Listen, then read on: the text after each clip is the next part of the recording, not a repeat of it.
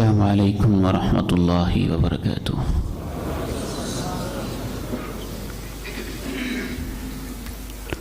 الحمد للہ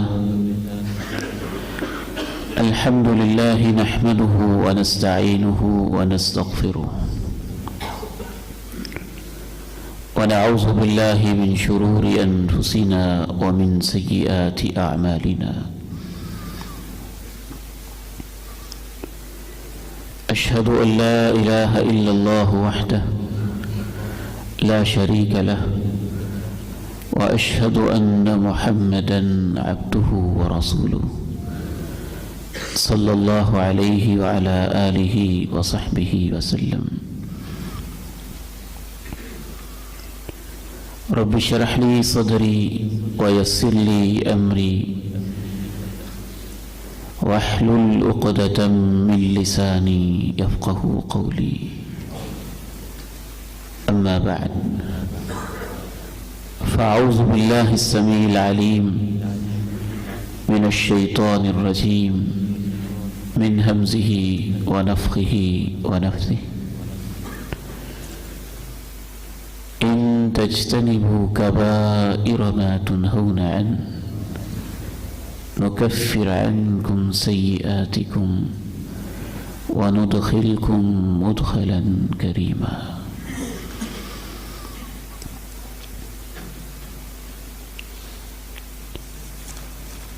شریعت اسلامیہ میں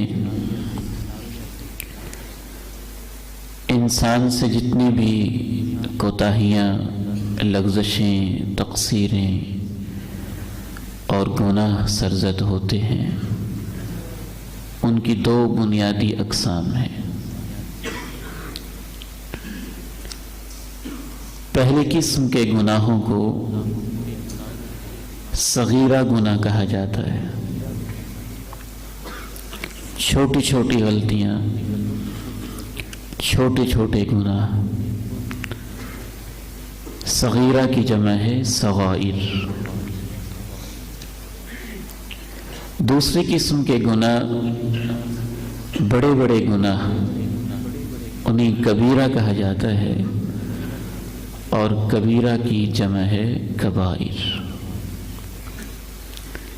اللہ تعالیٰ نے اپنے فضل و کرم، اپنی مہربانی اور اپنی رحمت کے ساتھ انسانوں سے ایک وعدہ کیا ہے، ان تجتنبوا کبائر ما تنہون عنہ،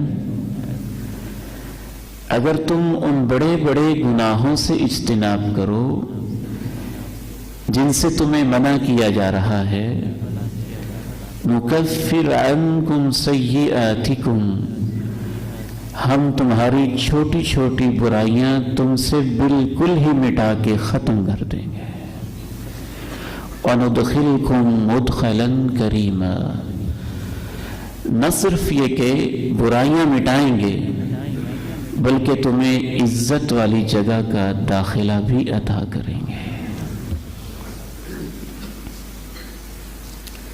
نیکی اور برائی کی آپس میں مسلسل جنگ جاری رہتی ہے۔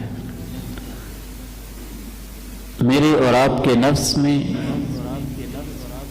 خیالات کی دنیا میں، دل کی دھڑکنوں میں اور پورے معاشرے میں کبھی نیکی برائی پہ غالب آتی ہے، اور کبھی برائیاں کچھ ایسی سنگین ہوتی ہیں کہ وہ نیکیوں کو لے ڈوبتی ہیں، اور زندگی کی آخری سانس تک یہ سلسلہ جاری رہتا ہے۔ نیکی میں اللہ تعالیٰ نے یہ تاثیر رکھی ہے، وَمَن يَقْتَرِفْ حَسَنَةً نَزِدْ لَهُ فِيهَا حُسْنًا إِنَّ اللَّهَ غَفُورٌ شَكُورٌ، اور جو شخص بھی کوئی نیکی کماتا ہے، ہم اس کی خاطر اس کی نیکی کے حسن میں اضافہ کرتے رہتے ہیں۔ ان اللہ غفور شکور، یقین مانو کہ اللہ تعالیٰ بہت معاف کرنے والا اور بہت زیادہ قدر کرنے والا ہے۔ یہ جو بہت زیادہ معاف کرنے والا ہے، اس کی وضاحت میں مفسرین نے دو باتیں لکھی کہ نیکی کے بعد اس کا تذکرہ کہ معاف کرنے والا ہے، اس بات کی طرف اشارہ ہے کہ تمہاری نیکیوں کی برکت سے اللہ تمہارے گناہوں کو معاف کر دے گا۔ دوسری بات مفسرین نے یہ لکھی کہ نیکی کرنے میں اگر تم سے کوئی تھوڑی بہت کوتاہی ہو بھی جائے گی تو انشاءاللہ اللہ وہ بھی معاف کر دے گا۔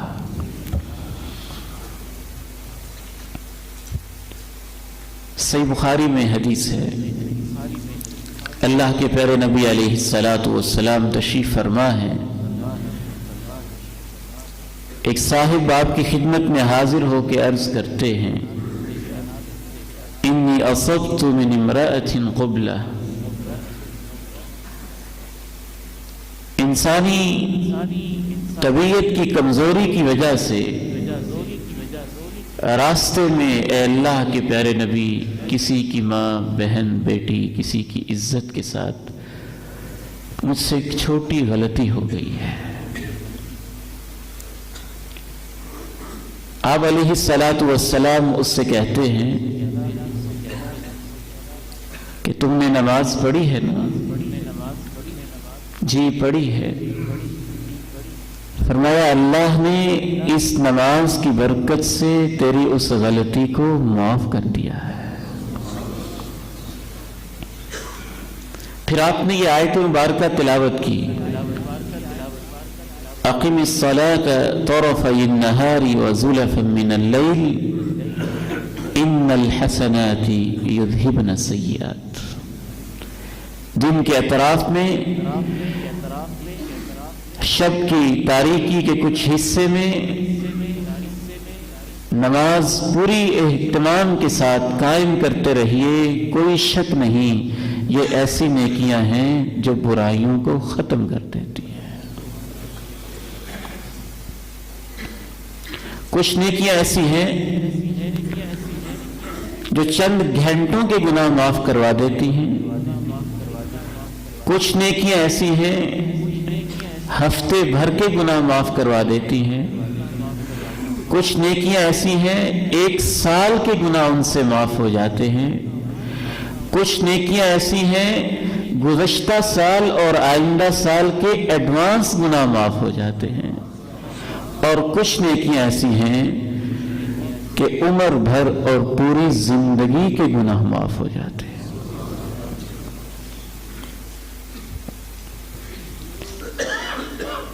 آج کی اس تربیتی نشست میں تصویر کا ایک اور پہلو میں آپ کے سامنے رکھنا چاہتا ہوں۔ ان فضائل و مناقب کو سن کر ہمارے بہت سارے لوگ وہ ہیں، ان سچی احادیث، آیات بینات کو سماعت کرنے کے بعد وہ مطلب اپنی مرضی کا گھڑ لیتے ہیں۔ مجھے ایک صاحب ملے، ان کی کچھ کمپلینٹس تھی تو میں نے ان کو سمجھانے کی کوشش کی۔ جب میں نے ان کو سمجھایا تو مجھے کہنے لگے کہ آپ خود ہی تو بیان کرتے ہیں کہ انسان جب حج کرے اس میں خلاف شرع کوئی کام نہ کرے، کوئی شہوانی حرکت نہ کرے، واپس پلٹتا ہے تو ایسے ہو کے پلٹتا ہے جیسے ماں کے بطن سے آج اس نے جنم لیا ہے۔ تو میں تو ہر سال حج پہ جاتا ہوں، تو جو گزشتہ کوتاہیاں تھیں وہ تو میری معاف ہے نا۔ یہ باقاعدہ اس کے الفاظ تھے۔ ہمیں یہ سمجھنے کی ضرورت ہے کہ کس قسم کی کوتاہیاں کس طرح سے معاف ہوتی ہیں، کس طرح کے عمل سے معاف ہوتی ہیں۔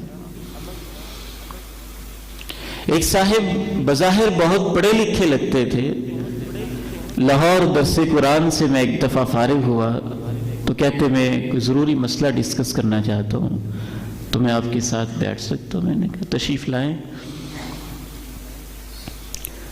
جہاں تک مجھے یاد پڑتا ہے کہ اس نے بتایا کہ میں نے اپنی بیوی کو 10-11 مرتبہ طلاق دی ہوئی.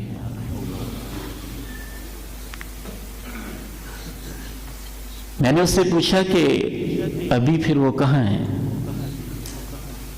کہتا میرے ساتھ رہ رہی ہے. جیسے بندے کو شوق لگتا ہے نا، جھٹکا لگتا ہے کہ عجیب بات ہے. 3 طلاقوں کے بعد فلا تحل له من بعد حتى تنكح زوجا غيره،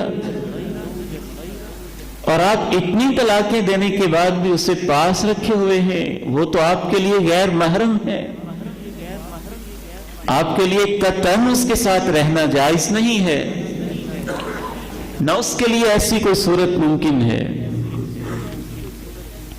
حتی تنکح زوجا غیرہ. اس کا جواب بڑا حیران کن تھا. کہنے لگے علماء ہی تو کہتے ہیں کہ اللہ تعالیٰ سے معافی مانگیں تو اللہ گناہوں کو مٹا دیتا ہے. میں نے طلاق دینے کے بعد اللہ سے معافی مانگ لی.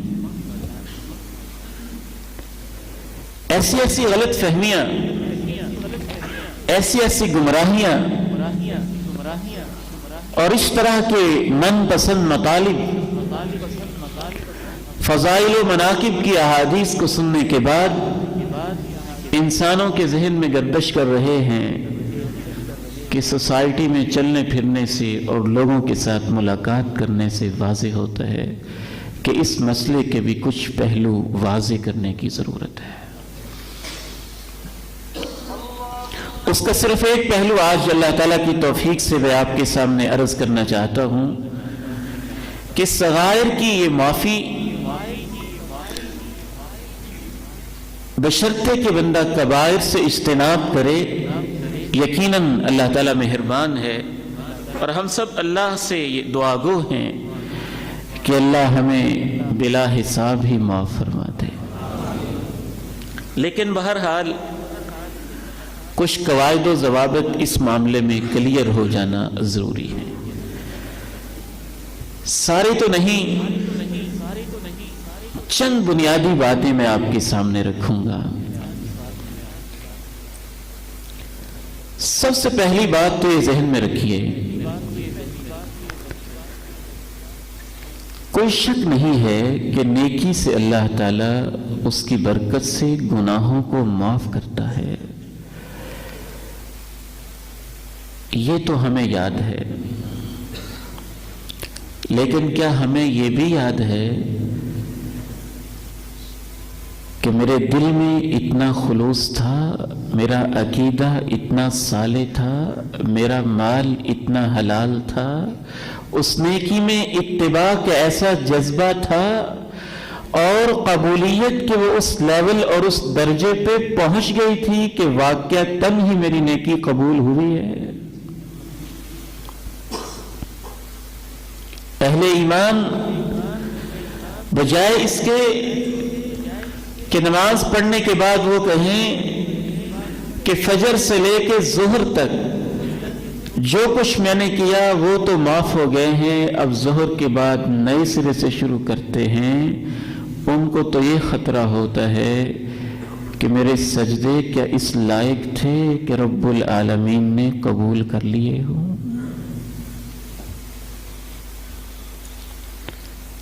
امام ابن قیم الجوزیہ رحمہ اللہ رحمتا واسعہ ارشاد فرماتے ہیں صلاۃ بلا خشوع کجسد بلا روح. وہ نماز جس میں آپ کے اعضاء کے اوپر وقار نہیں ہے اور آپ کے دل میں اللہ کا خوف اور اللہ کی محبت نہیں ہے، اس نماز کی مثال اس لاشے کی طرح ہے جس کے اندر روح نہیں ہے. اگر آپ کسی بادشاہ کو ایک غلام تحفہ دینا چاہیں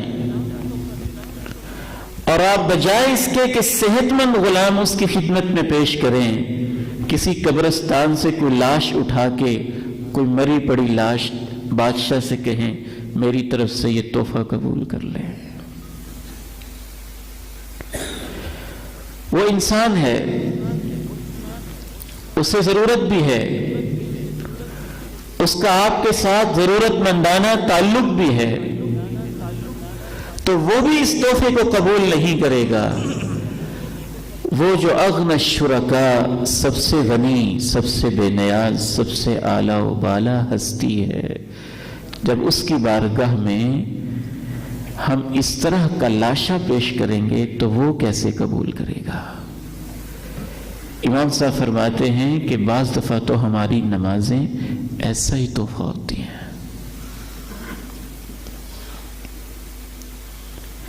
بلکہ میں تو یہ سمجھتا ہوں کہ اگر حج و عمرہ کرنے کے بعد آپ کے دل کی کیفیت آپ کو یہ کہتی ہے کہ حج و عمرہ کیا ہی اس لیے ہے، نماز پڑھی ہی اس لیے ہے، وضو کیا ہی اس لیے ہے کہ ہاتھوں سے گناہ جھڑ گئے، آنکھوں کے اوپر پانی ڈالا تو آنکھوں کے گناہ جھڑ گئے، قدم پہ پانی ڈالا، پاؤں دھوئے تو پاؤں کے گناہ جھڑ گئے، اور آپ کا احساس یہ کہہ رہا ہے کہ یہ جھڑ گئے ہیں، اب آئندہ نئے سر سے شروع کرتے ہیں، تو یہ اس بات کی علامت ہے کہ آپ کی حج اور آپ کے نماز نے آپ کو وہ پیغام دیا ہی نہیں جو اللہ دینا چاہتے تھے۔ نماز نے تو بے حیائی اور برائی سے روکنا تھا، حج نے تو گناہوں سے ٹوکنا تھا۔ سلف صالحین نے اس بات کو لکھا ہے کہ انسان کے گناہوں کے علاج کے لیے سب سے آخری دوائی بیت اللہ کا حج ہے، اور سب سے بڑا شفا خانہ بیت اللہ کا حج ہے۔ جو بیت اللہ کا حج کرنے کے بعد یہ نیت لے کے آیا ہے کہ نئے سرے سے گناہوں کی زندگی شروع کروں گا، خطرہ یہ ہے بجائے اس کے کہ اس کے حج نے اللہ کے اس کو قریب کیا ہو، اس کا علاج بد پرہیزی کی شکل میں ہو گیا ہے۔ حج میں اتنی طاقت تھی کہ وہ اس غذا کو ہضم نہیں کر پایا، اب وہ پہلے سے زیادہ اللہ سے دور ہو گیا ہے۔ اس کے بعد اس کو کہاں لے کے جائیں گے؟ ایک اور بات یہ بھی ذہن میں رکھنے کی ہے کہ بعض حقوق العباد کے معاملات ایسے ہوتے ہیں کہ جب تک وہ ہم حقوق واپس نہیں کرتے ہیں توبہ نامکمل اور ناقص رہتی ہے۔ یہ کیسے ممکن ہے کہ آپ کسی کی زمین پہ ناجائز قبضہ کر کے 2 نفل پڑھ کے یہ کہیں کہ اب تو وہ قبضہ کا گناہ معاف ہو گیا ہے؟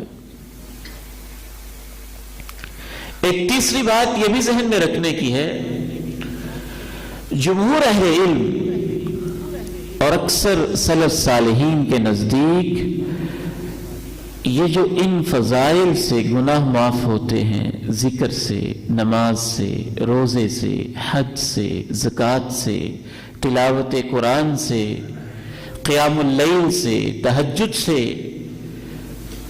اشراق سے، ضحیٰ اور شاذ سے، تحیۃ الوضو سے، مسجد کی طرف آنے سے، یقیناً ان سے گناہ معاف ہوتے ہیں، لیکن جمہور محدثین کے نزدیک ان سے صغیرہ گناہ معاف ہوتے ہیں۔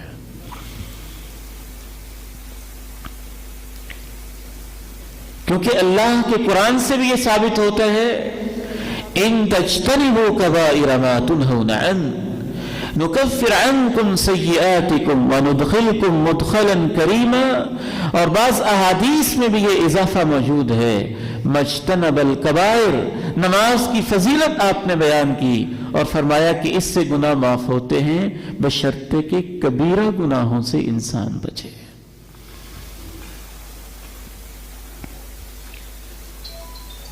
گفتگو کا آخری اور اہم ترین حصہ یہ ہے کہ بعض صغیرہ گناہ ایسے ہوتے ہیں کہ کچھ حالات و کیفیات کی وجہ سے وہ صغیرہ نہیں رہتے، وہ کبیرہ ہو جاتے ہیں۔ پہلی وجہ جس وجہ سے صغیرہ گناہ کبیرہ ہو جاتا ہے، اس صغیرہ گناہ کے اوپر اصرار ہے۔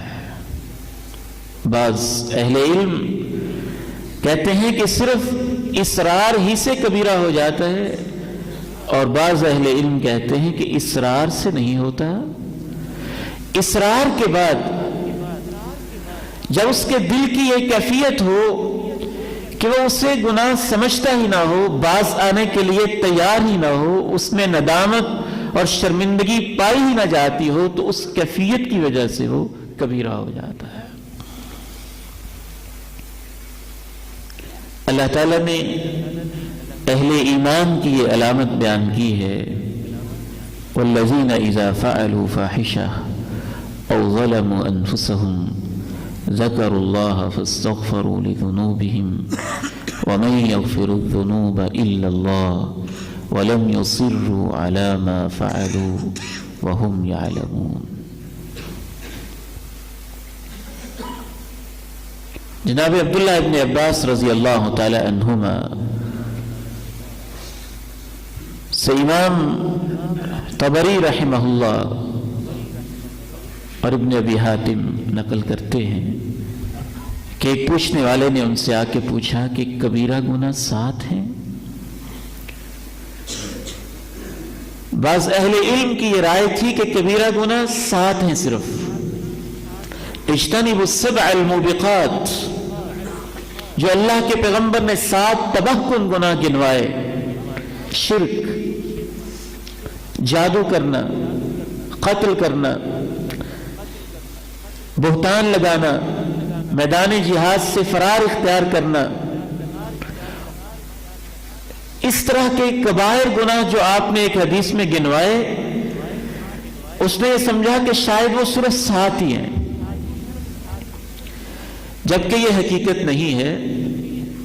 جناب عبداللہ ابن عباس رضی اللہ تعالی عنہما نے اسے جواب دیا، ہی الی ال700 اقرب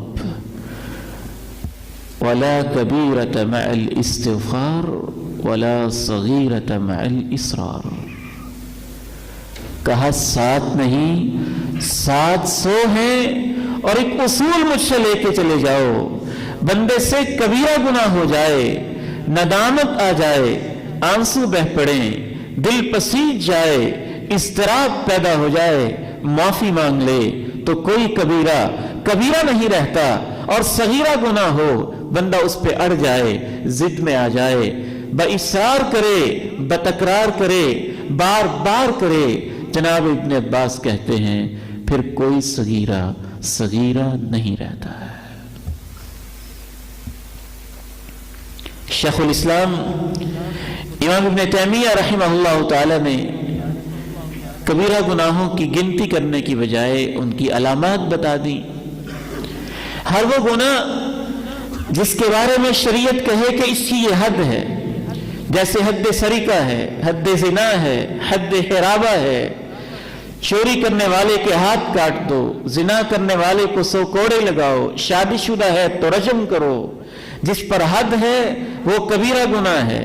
جس گناہ کے اوپر لعنت کے الفاظ آئے ہیں وہ کبیرہ گناہ ہے۔ جس گناہ کے بارے میں یہ آ جائے کہ اس پر جہنم واجب ہے وہ کبیرہ گناہ ہے۔ جس گناہ کے بارے میں یہ آ جائے کہ اس کے مرتکب پر جنت حرام ہے وہ کبیرہ گناہ ہے۔ جس گناہ کے بارے میں یہ آ جائے کہ اس پر اللہ کا غضب ہے وہ کبیرہ گناہ ہے۔ جس گناہ کے بارے میں یہ آ جائے کہ وہ اللہ کے ساتھ اور اس کے رسول کے ساتھ جنگ کر رہا ہے وہ کبیرہ گناہ ہے۔ امام ذہبی رحمہ اللہ تعالی نے ان کو باقاعدہ گنا کتاب الکبائر میں، اور 70 سے زائد ان کی تعداد بیان کی، وہ ایک علیحدہ موضوع ہے۔ تو صغیرہ گناہ پہلی وجہ جس وجہ سے وہ کبیرہ ہو جائے گا اس گناہ کے اوپر اصرار اور تکرار ہے۔ جب آپ اس گناہ پہ اصرار کریں گے، تکرار کریں گے اور اس گناہ کو بار بار کریں گے تو اس اصرار تکرار کی وجہ سے وہ گناہ صغیرہ نہیں رہے گا، خطرہ ہے کہ وہ کبیرہ ہو جائے گا۔ دوسری وجہ جس وجہ سے صغیرہ گناہ کبیرہ ہو جاتا ہے کہ گناہ فی ذات ہی فی نفس ہی صغیرہ ہوتا ہے، لیکن اس گناہ کے بعد جو آپ کے دل کی کیفیت ہے اور اس کے اندر لاابالی پن ہے، یہ آپ کے دل کی کیفیت بعض دفعہ اس کو کبیرہ بنا دیتی ہے۔ بلکہ ائمہ تزکیہ کی باتوں کو پڑھنے کے بعد تو یوں محسوس ہوتا ہے کہ دل کی کیفیت بہت زیادہ کاؤنٹ کرتی ہے۔ بعض دفعہ کبیرہ گناہ دل کی کیفیت کی وجہ سے انسان کو اللہ کے زیادہ قریب کر دیتا ہے۔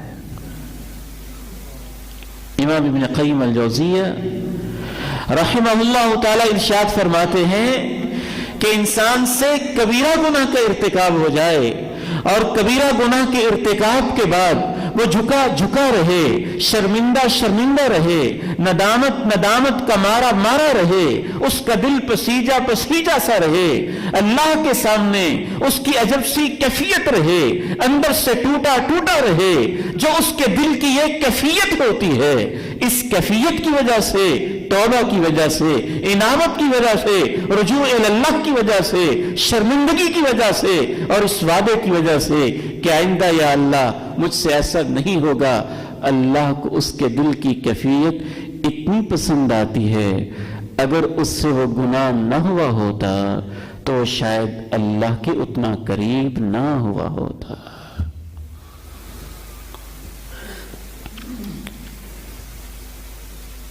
اور صغیرہ گناہ کرنے کے بعد جب دل کی یہ کیفیت ہو کہ میں نے کیا کر دیا ہے، چھوٹی سی بات ہی ہے، کیا ہو گیا، اس سے کیا فرق پڑتا ہے، یہ مولوی پتہ نہیں کیوں ہر وقت یہ کہتے رہتے ہیں وہ کہتے رہتے ہیں، اتنی سی بات سے کیا ہو جاتا ہے، کیا فرق پڑتا ہے۔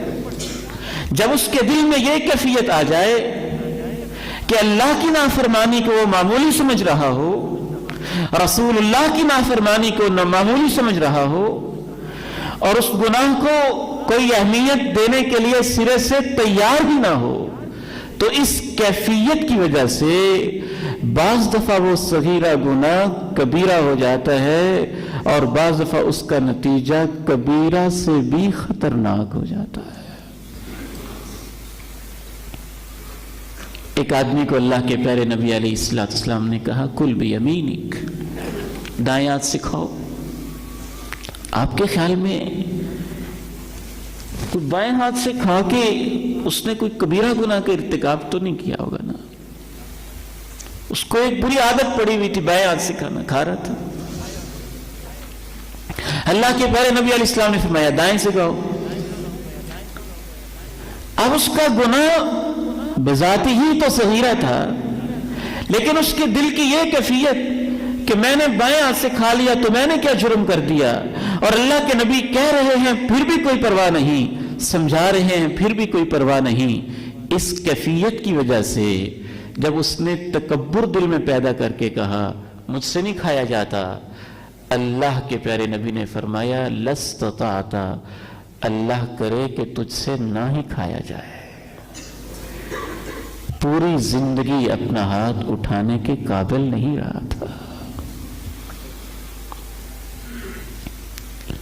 شیخ الاسلام امام ابن تیمیہ رحمہ اللہ نے اس کی ایک مثال دی ہے اور بہت خوبصورت مثال ہے۔ ایک امام غزالی نے بھی مثال دی ہے۔ شیخ الاسلام امام ابن تیمیہ رحمہ اللہ تعالی ارشاد فرماتے ہیں ایک شخص ہے، اس نے زنا کیا، بدکاری کی، اللہ میری اور آپ کی حفاظت فرمائے، ہماری نسلوں کی بھی حفاظت فرمائے، لیکن اس گناہ کے ارتکاب کے بعد اسے شرمندگی ہوئی، اس نے اللہ سے معافی مانگی، آنسو بہائے، آہیں بھری، سسکیاں لی، تو ممکن ہے ان آہوں، سسکیوں اور گریوں زاریوں کی وجہ سے وہ اللہ کے اور قریب ہو چکا ہو۔ امام ابن تیمیہ فرماتے ہیں کہ دوسرا شخص وہ عزتوں کو تاکنے کا عادی ہے، غیر محرم عورتوں سے باتیں کرنے کا عادی ہے، کانوں کا زنا، آنکھوں کا زنا، ہاتھوں کا زنا، وہ اس چیز کا عادی ہے، کبیرہ گناہ کا وہ ارتکاب نہیں کر رہا، لیکن اس سے رکنے کے لیے تیار نہیں ہے۔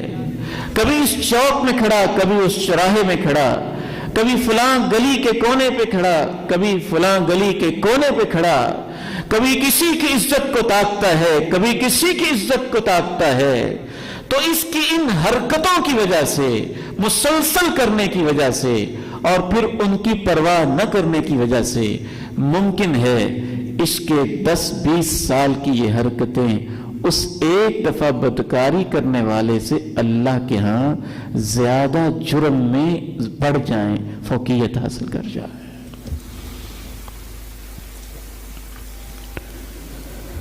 وَالَّذِينَ إِذَا فَعَلُوا فَاحِشَةً أَوْ ظَلَمُوا أَنفُسَهُمْ ذَكَرُوا اللَّهَ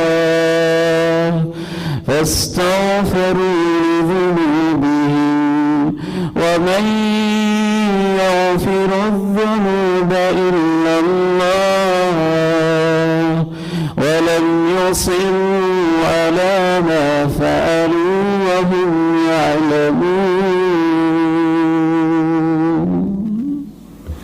اہل ایمان جانتے بوجھتے ہوئے اصرار نہیں کرتے، ضد نہیں کرتے، اڑے نہیں رہتے۔ امام غزالی رحمہ اللہ تعالی، ان سے ہمیں بہت سارے مقامات پہ فکری اختلاف موجود ہے، اور کافی مقامات پہ ان کو بہت ساری فکری کوتاہیاں بھی لگی ہیں، لیکن بعض باتیں بڑی کمال کی کرتے ہیں۔ امام غزالی رحمہ اللہ تعالی فرماتے ہیں، اگر ایک پتھر کے اوپر پانی کا ایک قطرہ گرے 2 دفعہ، 4 دفعہ، 10 دفعہ، تو اس پتھر پہ کوئی خاص اثر نہیں ہوتا، لیکن اگر پانی کا وہ قطرہ مسلسل چھوڑ دیا جائے اور اس پتھر کے اوپر مسلسل گرتا ہی رہے اور کبھی رکنے کا نام نہ لے، تو فرماتے ہیں اس پانی کے قطرے سے پتھر کے اندر یا سوراخ ہو جاتا ہے یا وہ زنگ آلود ہو جاتا ہے۔ اے آدم کے بیٹے، جب پانی کا قطرہ، چھوٹا سا قطرہ بار بار پتھر پہ گرنے سے پتھر کو زنگ آلود کر دیتا ہے، تو تیرا دل تو بڑا نرم و نازک ہے، چھوٹے گناہ بار بار تیرے دل کو کتنا زنگ آلود کرتے ہوں گے۔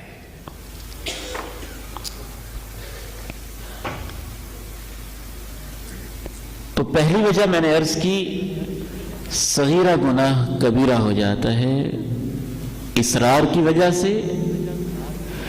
دوسری وجہ میں نے عرض کی، صغیرہ گناہ کبیرہ ہو جاتا ہے دل کی کیفیت کی وجہ سے، اور اس کے ساتھ دیگر عوامل، دیگر فیکٹرز کوئی پرواہ نہیں ان کے شامل ہونے کی وجہ سے۔ شیخ الاسلام امام ابن قیم الجوزیہ رحمہ اللہ نے تو یہاں تک لکھا ہے کہ بعض دفعہ گناہوں کے اوپر اصرار انسان کو شرک کے درجہ میں لے جاتا ہے۔ ایک شخص بار بار گناہ کر رہے ہیں، جان بوجھ کے کر رہے ہیں، امام ابن قیم فرماتے ہیں تو اس کی دو ہی کیفیتیں ہو سکتی ہیں، یا تو اس کے دل میں یقین ہے اور اس کے دل میں ایسی کیفیت ہے کہ اللہ مجھے دیکھ رہا ہے، یا گناہ کرتے ہوئے اس کے دل سے یہ یقین بھی ختم ہو چکا ہے اور وہ بار بار اس لیے گناہ کرتا ہے کہ اللہ کوئی نہیں دیکھ رہا۔ اب اگر بار بار وہ گناہ اس لیے کرتا ہے کہ اللہ نہیں دیکھ رہا تو یہ کفر ہے، اور اگر اسے یقین ہے کہ اللہ دیکھ رہا ہے اور پھر بھی شرمندگی محسوس کیے بغیر، معافی مانگے بغیر، توبہ کیے بغیر بار بار کرتا ہی چلا جا رہا ہے، تو اس شخص کے دل میں اللہ کا کوئی حیا باقی نہیں رہتا۔ ما لكم لا ترجون لله وقارا وقد خلقكم أطوارا ألم تروا كيف خلق الله 7 سماوات طباقا وجعل القمر فيهن وجعل الشمس سراجا والله أنبتكم من الأرض نباتا ثم يعيدكم فيها ويخرجكم إخراجا والله جعل لكم الأرض بساطا لتسلكوا منها سبلا فجاجا۔ تمہیں کیا ہو گیا ہے؟ لا ترجون للہ وقارا، اللہ کی عزت کا یقین تمہارے دلوں میں باقی نہیں؟ ماں دیکھے تو شرما جاتے ہو، باپ دیکھے تو شرما جاتے ہو، استاد دیکھے تو شرما جاتے ہو، ان سب کی عزت کرتے ہو، ایک اللہ ہی کی عزت دل میں نہیں، وہ دیکھتا بھی ہے اور تم شرماتے بھی نہیں۔ ما لکم لا ترجون للہ وقارا، اللہ کے وقار کا تمہارے دلوں میں کوئی خوف نہیں، اس کے مقام، اس کے جلال، اس کی عظمت کا تمہارے دلوں میں کوئی خوف نہیں۔ وَقَدْ خَلَقَكُمْ أَطْوَارًا، اس اللہ کا خوف نہیں اور اس اللہ کی عزت نہیں جس نے تمہیں مختلف حالتوں میں بدل بدل کے پیدا کیا۔ پانی کے نطفے سے، ایک بوند، ایک قطرے سے، علقہ سے، مضغہ، مخلقہ اور غیر مخلقہ، پھر گوشت کا ایک ٹکڑا، گوشت کے ٹکڑے سے ہڈیاں، ہڈیوں کے اوپر فَكَسَوْنَا الْعِظَامَ لَحْمًا، پھر اوپر ایک اور خوبصورت چمڑی چڑھائی، انگلیاں بنائی، پورے بنائے، پلکیں بنائی، بھویں بنائی، اس نے تمہیں خوبصورت انداز میں مختلف حالتوں میں بنایا، بچپن، لڑکپن، جوانی، ادھیڑ عمر، بڑھاپے کی حالتوں میں جو تمہیں گزار رہا ہے، اس اللہ کی کوئی عزت نہیں ہے۔ أَلَمْ تَرَوْا كَيْفَ خَلَقَ اللَّهُ 7 سَمَاوَاتٍ طِبَاقًا وَجَعَلَ الْقَمَرَ فِيهِنَّ نُورًا وَجَعَلَ الشَّمْسَ سِرَاجًا وَاللَّهُ أَنبَتَكُم مِّنَ الْأَرْضِ نَبَاتًا ثم يعيدكم فيها ويخرجكم إخراجا۔ جس نے سورج کا چراغ بنایا، چاند سجایا، زمین کو بچھایا، اس اللہ کی عزت نہیں جو تمہیں اس زمین سے پیدا کر کے تمہیں دوبارہ قبروں میں بھیجتا بھی ہے، پھر قبر سے اٹھا کے اس نے تم سے زندگی کا حساب بھی لینا ہے۔ تیسری وجہ جس وجہ سے صغیرہ گناہ کبیرہ ہو جاتا ہے کہ بعض دفعہ وہ گناہ صغیرہ ہوتا ہی نہیں، ہم اسے صغیرہ سمجھتے ہیں۔ ہم کہہ رہے ہوتے ہیں صغیرہ ہے، اللہ کے ہاں وہ صغیرہ نہیں ہوتا۔ اللہ کے ہاں اس کا شمار صغیرہ گناہوں میں نہیں ہو رہا ہوتا۔ قرآن مجید سے میں آپ کے سامنے ایک مثال پیش کرتا ہوں۔ ہم کس باغ کی مولی ہیں؟ صحابہ کرام نے اسے معمولی سمجھا اور اللہ نے کہا وہ معمولی نہیں، بہت بڑا جرم تھا۔ یہ میرے سامنے سورہ نور ہے۔ اللہ تعالیٰ واقعہ عفق کے پس منظر میں بیان کرتے ہیں۔ ان آیات کو آپ توجہ سے سماعت بھی کریں، ان کا ترجمہ بھی، جس سے ہمیں یہ پتہ چلے گا کہ بعض دفعہ صغیرہ ہمارے حساب سے صغیرہ ہوتا ہے، اللہ کے ہاں وہ صغیرہ نہیں ہوتا۔ وَلَوْلَا فَضْلُ اللَّهِ عَلَيْكُمْ وَرَحْمَتُهُ فِي الدُّنْيَا وَالْآخِرَةِ لَمَسَّكُمْ فِيمَا أَفَضْتُمْ فِيهِ عَذَابٌ عَظِيمٌ إِذْ تَلَقَّوْنَهُ بِأَلْسِنَتِكُمْ وتقولون بأفواهكم ما ليس لكم به علم وتحسبونه هينا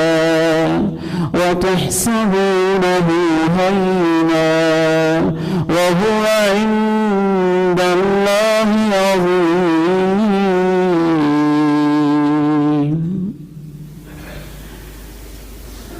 عبداللہ بن ابی نے بہتان لگایا، رئیس المنافقین نے۔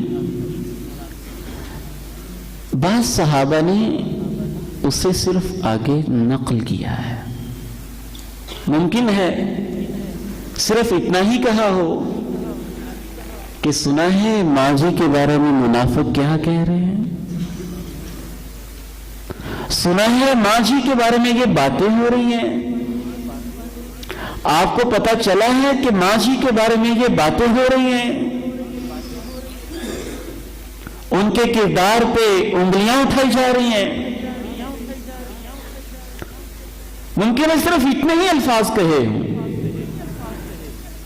ان الفاظ کو آگے نقل کرنا صحابہ نے معمولی سمجھا، اور اللہ رب العزت نے یہ کہا اگر تمہارے اوپر اللہ کے فضل کے فیصلے نہ ہوئے ہوتے ازل سے لوح محفوظ میں کہ تم نبی کے صحابہ ہو، تم نبی کے اوپر جانیں قربان کرنے والے ہو، اگر اللہ کی مہربانی کے فیصلے ازل سے نہ ہوئے ہوتے تو پیغمبر کی بیوی مومنوں کی ماں کے بارے میں جن باتوں میں تم پڑے ہوئے تھے، ان باتوں کی وجہ سے تم سب پر کوئی بڑا عذاب آ جاتا۔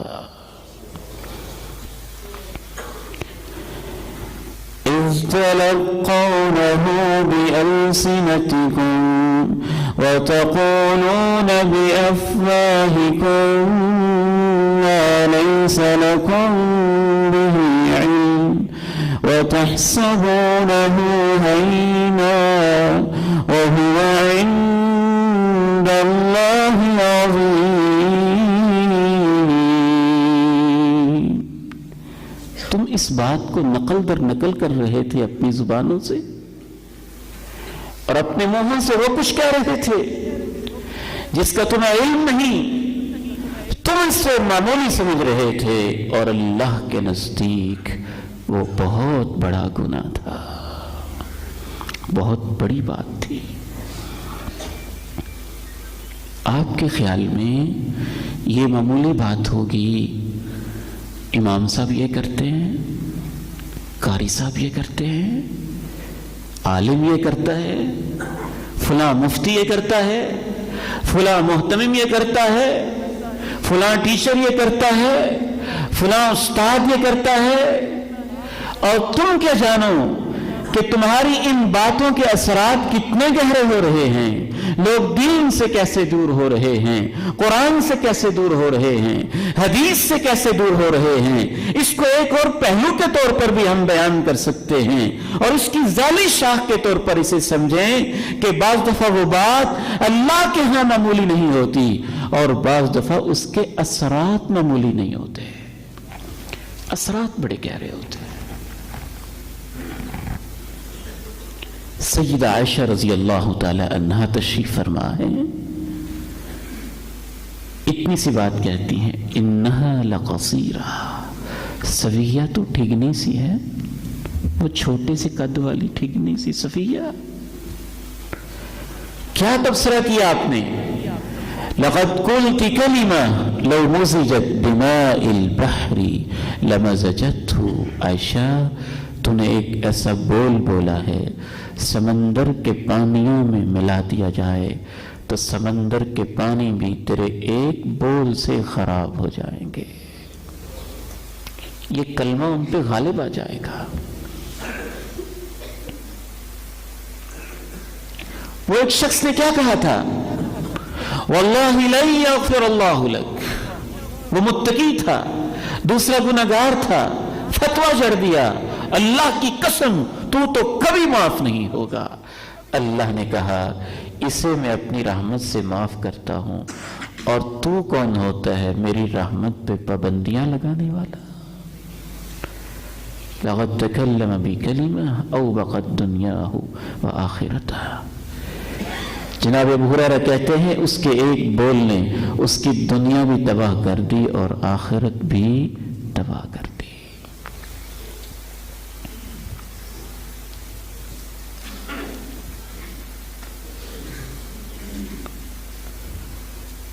مجھے یہ واقعہ کبھی نہیں بھولتا۔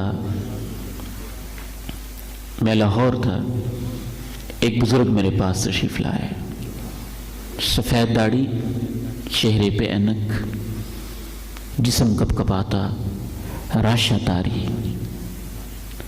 آواز لڑکھڑاتی ہوئی، آنکھیں بھیگی ہوئی۔ میں نے کہا خیریت ہے، کیا ہوا؟ کہنے لگے میں نے صلہ رحمی کی نیت سے، محبتوں کو بڑھانے کی نیت سے اپنے بیٹے کا رشتہ اپنے بھائی سے لیا تھا، اپنی بھتیجی منگنی ہوئی، میں بڑا خوش تھا، معاملات بڑے اچھے چلیں گے۔ میری اس بھتیجی نے، بچی نے MBBS کیا، فائنل ایئر کلیئر کیا، پھر وہ ہاسپٹل میں ایز اے ڈاکٹر اس کی جاب بھی ہوگی اور سروس بھی شروع ہو گئی۔ کہتے میرے بیٹے نے ایسے ہی اسے کسی ذریعے سے کہا کہ تیری شکل ایسی، تیری ناک کیسی، تیرا قد ایسا، تیرا رنگ ایسا، میں تیرے ساتھ شادی نہیں کرنا چاہتا ہوں۔ ٹھیک ہے، آپ کو حق پہنچتا ہے، آپ ریفیوز کر سکتے ہیں، لیکن آپ کو انسلٹ کرنے کا حق تو نہیں پہنچتا نا۔ انکار کرنے کا بھی کوئی انداز ہوتا ہے۔ اس نے اتنے بدتمیزی کے ساتھ اس رشتے سے انکار کیا اور ایسے ایسے آبجیکشن اور اعتراضات کھڑے کیے کہ تو ایسے اور تیری شکل ایسی، فلاں ایسے، فلاں ایسے۔ وہ بزرگ روتے ہوئے بتا رہے تھے کہ میری وہ بھتیجی دماغی مریضہ ہو چکی ہے اور نفسیاتی طور پر سخت بیمار ہو چکی ہے۔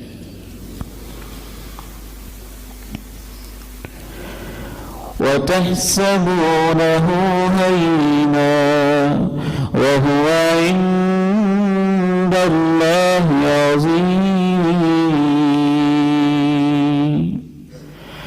وَلَقَدْ خَلَقْنَا الْإِنسَانَ فِي أَحْسَنِ تَقْوِيمٍ. سب کو اللہ نے بنایا ہے. جب آپ اس طرح کے بھونڈے اعتراضات کر رہے ہوتے ہیں تو آپ اس شخص پہ نہیں اس کے خالق پر اعتراض کر رہے ہوتے ہیں.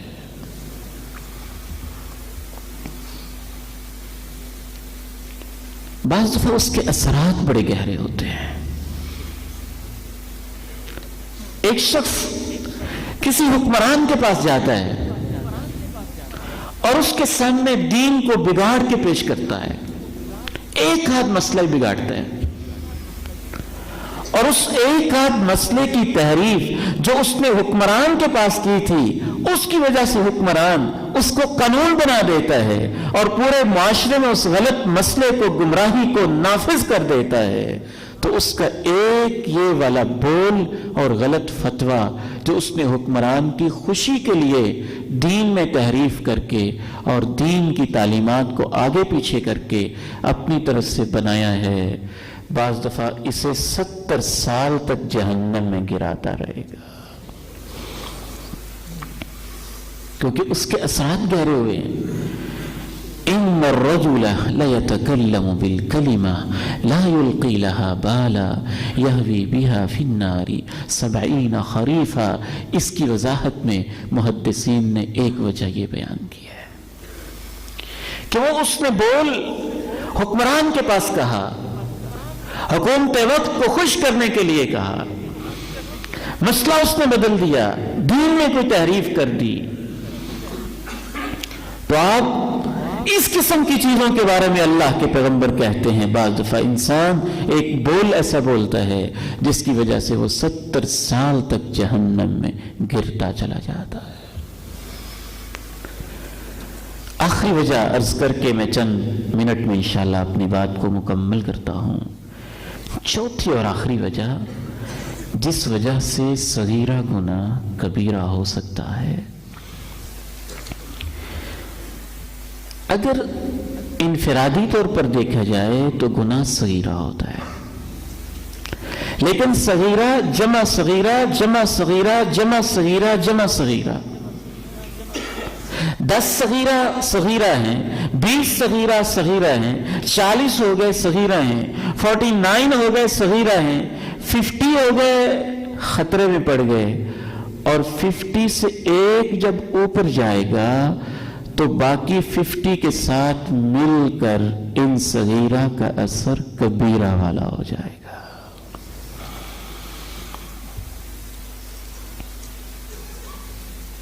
آپ اپنی پریکٹیکل لائف میں اس کے دیکھ لیں.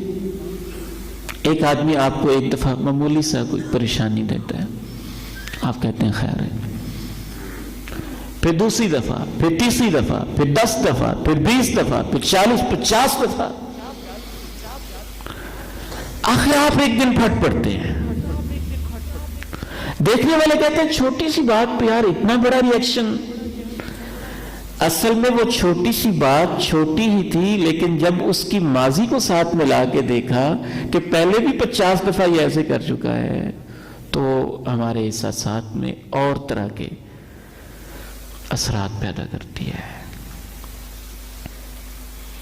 انسان کے نامہ اعمال کا معاملہ بھی ایسے ہوتا ہے کہ فی نفس ہی تو وہ گناہ چھوٹے ہی تھے، لیکن جب وہ 50% سے اوپر چلے جاتے ہیں، اہل علم بیٹھے ہیں، شاید ایسے ہم دو ٹوک تو نہیں کہہ سکتے، لیکن میرا احساس ہے کہ اللہ کے ہاں جو پاسنگ مارکس ہے نا وہ 50% سے اوپر ہے. اور اسی لیے جب نیکیوں اور برائیوں کو تولا جائے گا تو اگر وہ برابر ہیں، 50 ادھر 50 ادھر برابر ہیں، بے شک وہ گنتی کے حساب سے برابر نہیں ہے، اثرات کے حساب سے برابر ہیں. اور بعض دفعہ میرا احساس یوں کہتا ہے کہ روز محشر اسی لیے گنتی علیحدہ ہے اور ان کا تول علیحدہ ہے.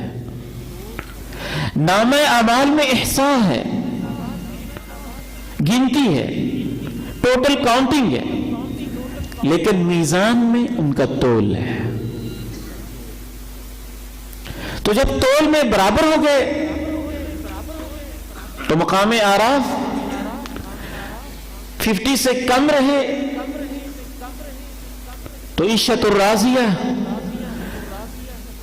وہ 50 گنا ویسے تو چھوٹے تھے، لیکن جب وہ 50 سے کراس ہو کے ایک گنا ایسا ایڈ ہوا کہ جس سے گناہوں کا پلڑا ہی بھاری ہو گیا، تو انسان کو وہ جمع ہو کے ہلاک کر دیتے ہیں۔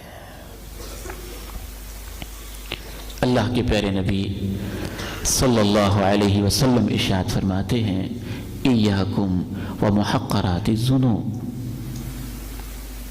اپنے آپ کو بچاؤ ان گناہوں سے جن کو معمولی سمجھا جاتا ہے، لوگ حقیر سمجھتے ہیں، کوئی ان کی پرواہ نہیں کرتے۔ فَإِنَّهُنَّ يَجْتَمِعْنَ عَلَى الرَّجُلِ حَتَّى يُهْلِكْنَ، یہ جب جمع ہو جاتے ہیں تو بعض دفعہ یقینی طور پہ اتنے جمع ہو جاتے ہیں کہ انسان کو تباہ کر کے رکھ دیتے ہیں۔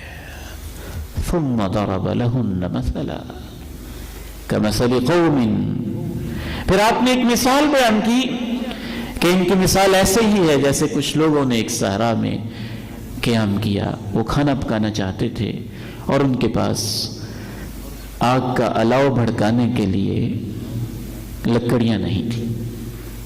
فَجَاءَ هَذَا بِعُودٍ وَهَذَا بِعُودٍ وَهَذَا بِعُودٍ حَتَّى أَجَّجُوا نَارًا، ایک شخص گیا ایک تن کا لے کے آیا، دوسرا ایک ٹہنی لے کے آیا، تیسرا ایک شاخ لے کے آیا، چوتھا کوئی پتے لے کے آ گیا، پانچواں کوئی اور لکڑی لے کے آ گیا۔ وہ لکڑیاں، وہ ٹہنیاں، وہ تنکے، وہ شاخیں جمع ہو گئیں، اتنی جمع ہو گئیں کہ اس سے انہوں نے آگ کا الاؤ تیار کر لیا اور اپنا کھانا پکا لیا۔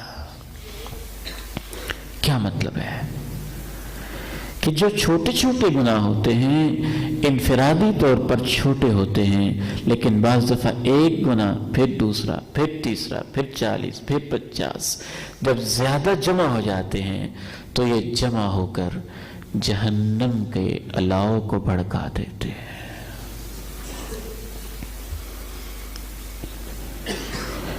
القارعة ما القارعة وما أدراك ما القارعة يوم يكون الناس كالفراش المبثوث وتكون الجبال كالعهن المنفوش فأما من ثقلت موازينه فهو في عيشة راضية وأما من خفت موازينه فأمه هاوية وما أدراك ما هي نار حامية۔ دستک دینے والی، کیا ہے وہ دستک دینے والی؟ تمہیں کیا خبر؟ جس دن انسان بکھرے ہوئے پتنگوں کی طرح ہو جائیں گے اور پہاڑ دھنی ہوئی رنگین اون کی طرح ہو جائیں گے، جس کے میزان نیکیوں کے میزان بھاری پڑ جائیں گے، وہ اپنی مرضیوں کی زندگی گزارے گا، اپنی چاہتوں کی زندگی گزارے گا، اور جس کے میزان ہلکے پڑ جائیں گے اس کا ٹھکانہ حاویہ ہے۔ تمہیں کیا خبر وہ کیا چیز ہے؟ وہ دہکتی ہوئی آگ ہے۔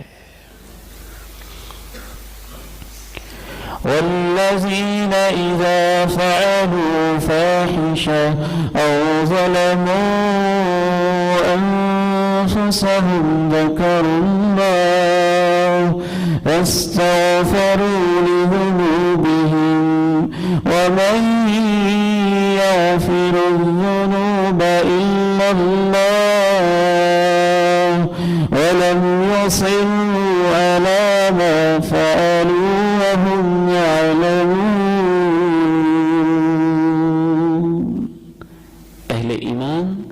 جب ان سے بے حیائی ہو جائے یا اپنی جانوں پہ ظلم کر بیٹھیں، ان کو اللہ کی یاد ستانے لگتی ہے اور وہ اپنے گناہوں کی معافی مانگنے لگتے ہیں، اور تیرے رب کے سوا معاف کر بھی کون سکتا ہے؟